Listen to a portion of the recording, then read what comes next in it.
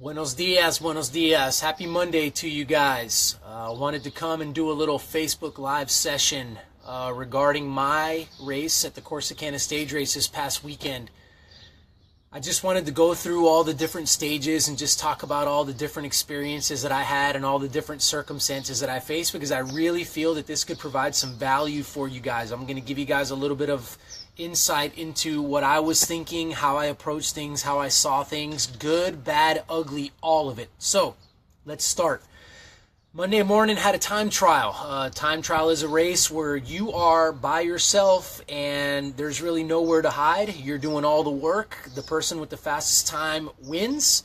Going into the time trial, I had a specific plan that I had set out and a particular way that I wanted to perform the time trial and what I wanted to do. And I feel like I did a really good job sticking to my plan. So I wanted to have a certain heart rate while doing this time trial, and I wanted to stick into certain parameters. And it was a 5-mile time trial, and I went out there and I invested in the process and rode that time trial within the certain parameters that I had set out for myself. Crossed the line. Felt really good about it. Felt pretty satisfied with the way that I rode. Came back, got dressed, was getting ready to get into the car, go have lunch with my teammates, and I was satisfied. And then the results came out. So there's a results sheet, and the results sheet shows you what time you did, how you did in relation to your peers, and all that kind of stuff. And it was very interesting to me how all of a sudden I went from being satisfied to very dissatisfied with my performance.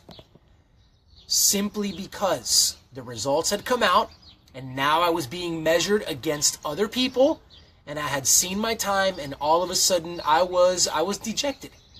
And I really had to stop myself, and I had to think about this whole thing, and I had a conversation with my coach, and he helped me just kind of walk through this and say, how is it that you were satisfied with your plan and how you stuck out to and set out to do this, but then once the results came out, all of this over here, all this good stuff over here was completely washed away? And I said, oh my gosh, here's a professional mindset coach having a moment, right? Absolutely. I had to stop and say, Mario, here's the deal. And I even told one of my fellow competitors, I saw him out eating lunch, and I told him, I said, how foolish was it of me to think to myself that I had set to my parameters? How foolish of it was me to think that under some kind of a rock or through some magical experience I was going to find even more than what I had done. I mean, I had given a really solid effort that I was happy with, and I needed that to sit well with me, regardless of what other people had done. And so that was kind of the first moment, learning moment for me, growing moment for me in the stage race, of many growing moments that I had. So I said, okay, you're right. I set out, satisfied with my performance. I did the things that I was in control of. I did those things to the best of my ability. We move on. That night we had a criterium. It wasn't raining, the rain was supposed to come and we weren't sure. This criterium has a brick section. If you've ever seen brick get wet and realize how slippery it is, and then you've got 25mm tires, it can be a pretty bad thing. And this is a pretty technical course with a lot of turns and such like that. So it's fun when it's dry. When it's wet, it becomes a small nightmare. We were wondering if it was going to rain. It hadn't started raining yet. Lo and behold, my teammate and I getting ready to leave the hotel. Boom, it's raining. So it's like, cool, we're going to race in the rain. I had already begun mentally processing, like, okay, if it's not raining, it's going to the race will look like this. If it is raining, the race is going to look a little bit more like this, because they would be different, obviously, in those different conditions, and just trying to run through all of the different scenarios in my mind. So, that something doesn't catch me by surprise. And so it was raining. And so I was like, okay, this is going to be raced a certain way. Go in there. Invest yourself in the process, focus on yourself, do the best job that you can. Here's what I had to realize, and this is really, kind of, when it's raining, people are probably going to crash, but you don't know who those people are. It may even be you, and you can't control that. You can't control who's going to crash. Somebody dumps it in front of you, like I had a guy do 6 turns in. I can't control that. So my mindset was, Mario, go out there, race your bike. You may end up crashing tonight. You may not. I have no idea. But you know what? I got kind of excited about finding out, and I plugged that mindset in, and it was amazing how fear was gone. and how I just kind of set on autopilot, and I ended up racing the crit really well. Long story short, 6 turns into the 8-turn crit, so not even a lap in. One guy comes around a corner, he loses it, he falls. The guy in front of him, I said, come on, keep going. And the guy in front of him was like, no way, forget that. And so he sits up. So all of a sudden there's a gap. Now we're chasing. The group is gone. So at that point I'm chasing really, really hard. Never got back onto the front group. But again, this could have been a critical blow to somebody's mindset and confidence. It wasn't to mine. I said, all right, it is what it is. The circumstance is, guy fell in front of you, gap opened up. What are you going to do now? Keep racing to the best of your ability. So I did. I just kept racing to the best of my ability. I saw it as an opportunity to work on my cornering. I raced aggressively. I tried the best that I could to regain contact with some people. Ended up passing quite a few people that just got popped and just sat up and did all these other kind of things. But I wasn't concerned about that. I was in my zone and I was focused on what I wanted to do. Cross the line. Thankfully, I didn't crash, but it was okay. I lost a lot of time on GC. But again, that leads me to what we're going to talk about, the last stage, and how losing time I actually saw as a blessing and an opportunity versus what many people would see as an obstacle. So fast forward to yesterday's road stage. It was 88 miles. It was a road stage. Show up that morning looking at the GC, the general classification. So that's the big goal for a lot of people. It's the person with the lowest time over the time trial, the crit, and the road race. They win the general classification. So you can say that they were the best rider of the weekend. I was completely out of that competition at this point. I had lost a little bit of time in the time trial. I had lost quite a bit of time in the crit. And so I was about 4 minutes out of the lead, I think. So at this point, me winning the general classification was not very realistic, but I didn't see it that way. I chose to see it a different way. I chose to see it in the light of, well, you're so far down that these guys don't really care if you get in a breakaway today because you're not really a threat to them in taking the general classification title. So I programmed my mind around the fact that yesterday I was going to make the early break because I knew that they would let one go, because they weren't concerned about some of the guys. So the race unfolds this way. A guy takes off from the get-go, a guy from the Giant team. He takes off, gets up the road. I get in a little 4-man group. Brett Crosby, another guy from the Oklahoma City Bike Project, and another young man, and then myself. So 4 of us. We kind of get off the front a little bit. I turn around and look. They had given us a little bit of a gap and sat up, so they were going to let us ride. They were fine with that. So I told these guys, hey, they're letting us ride, let's go. So we're rotating through, we're riding, we're trying to bridge up to the first guy that was up the road to make it 5. One guy falls off. I'm riding. Brett Crosby's just like crushing it. And I'm riding and I'm going, man, this is really, really hard. But this is what it takes to make a breakaway. You wanted to make the early breakaway. Let's go. Mindset's good. I'm just going. And little by little, I just start becoming unglued. Legs are just kind of not going great. And I'm like, I end up getting gapped, long story short. So now Brett and this other guy from Oklahoma City Bike Project, they end up bridging up to the front guys. So that breakaway is a breakaway of 3. I end up getting swallowed up by the group. So the peloton comes, they catch me. So now I'm in the peloton. Blow to the psyche number 1. Okay, I get back in the peloton and like my teammates are like, man, were you up there? I was like, I was up there. Brett Crosby ripped my legs off. Most people would have taken that as defeat. I instead decided to go, okay, after I licked my wounds, because it did hurt my pride a little bit. I was like, man, why wasn't I able to keep up? But I don't have time to think about that. We're racing bikes right now. We got 75 miles or so left to race. This race is not over. I said, plan B, what are you going to do? Well, we're going to sit in the group and let's just kind of figure out, let's come up with a new game plan. So I said, okay, I'm just going to sit in the group for a little bit and kind of see what happens. And teams started getting organized at the front. They start racing.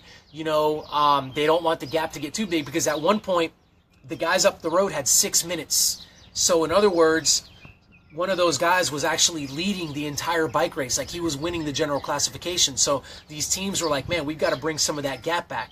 So they began to work and the gap began to come down. 6 minutes, went down to 4 minutes.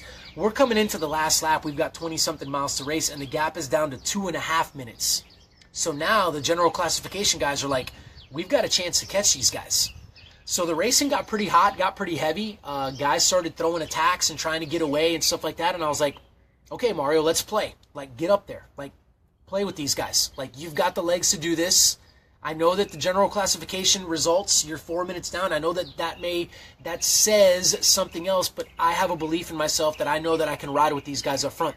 So I start mixing it up with them, and I'm riding, and at some point, I saw an opportunity to attack, and I did. And I attacked, and I went up the road solo. This was about 70 miles into the 86 or 88 miles. I can't remember how long it was exactly. And I went off the front, and I said, go for it. Let's ride. So I'm riding, and I'm riding, and I'm riding, and I'm feeling okay. And little by little, I'm feeling okay, but then I'm not feeling so good, and I'm kind of in and out. I'm focused on yourself, Mario. Keep riding. You know, don't focus on what's going on behind or what's going on ahead of you, because those two guys were still up the road. I'm thinking, just ride. Then we hit, a section where the wind got pretty heavy, and I start looking behind me, and they start, these guys are coming up on me. So they did. They eventually caught me. I don't know how hard they had to work to catch me, but they caught me. My legs were feeling tired at this point. And so I'm like, okay, caught. So I'm back in the group. Again, moment of truth number 2 or 3 or however many I had that day. What are you going to do now, Mario? And I said, well, I got on the very back of the group, I'm like, I'm just gritting my teeth. I'm just so tired. I connect, and I'm like, okay, you're not staying back here. You got to move yourself back up to the front. Like, the guys up front are racing their bikes. The guys in the back, they're survival mode. They don't care anymore. They just want to cross the line and just finish. I'm not one of those guys. So I kind of get near the front, start kind of, okay, processing information. What's going to happen here? We're coming in. We got about 5K to go. I saw an opportunity. I attacked again, and I went off the front. And this time, it was a bid for glory. And this time, I said to myself, you know what? You're 5K from the finish. I don't care if you finish. Kind of like the video, if you watched it, of Lago Vista, where failure was, it didn't matter to me anymore.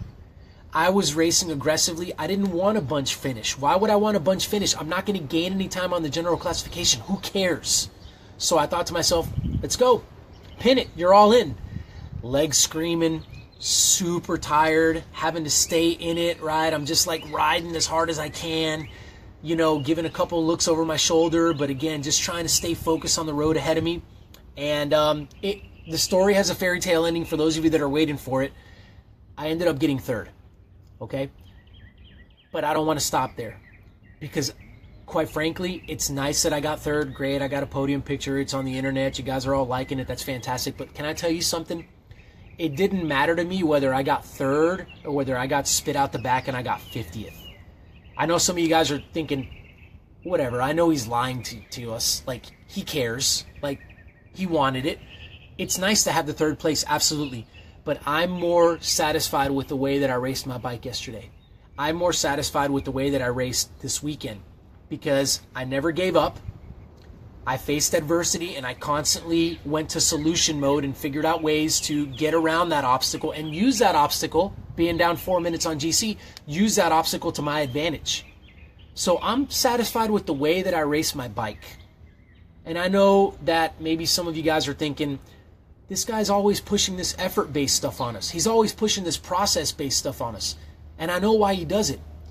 Because he's not very good and he never gets results. But can I tell you something? It's not true. I'm about the process, because eventually, at some point, you begin to actually move up the ladder and put yourself in positions to be able to be successful. And not that I was looking for it, but I knew upstairs and I knew in my heart that I've been capable of a result like this for a really, really long time. Regardless of whether when you go on Textbro and you look at my results and they're nothing to write home about. But I had a confidence about me, and I knew that I was capable of a ride like this, because I've been living according to certain principles and I've had a certain mindset. So, again, it's nice that I got third. I appreciate you guys giving me congratulations. I mean, it's cool, and I'm glad, and people telling me I'm riding well and all that, and that's great. But ladies and gentlemen, stick to the process. When you face adversity, overcome that adversity. Like, figure out a way to overcome it. And guys, I promise you, if you do this over and over and over and over again, you will find yourself in positions to be successful. And that's why I get so excited about doing what I do, because, like, I'm a normal guy. I'm 37 with 2 kids, and I'm a normal guy, and I'm able to do stuff like this, and I know that you are too. So, thank you guys for sharing this. I know this has been a long video, but I wanted to go through the entire weekend because I really wanted you to see, like, what it was like for me on a personal level to, you know, get through this race. So anyhow, I'd love to hear comments. I'd love to just chat with you and, you know, let me know how I can help you. You got people reaching out to me. I love it. Want to hear from you guys. I hope you guys have a fantastic rest of your week. And if there's anything that I can do to better serve you, please let me know. Y'all take care. Have a fantastic rest of yo day. See y'all.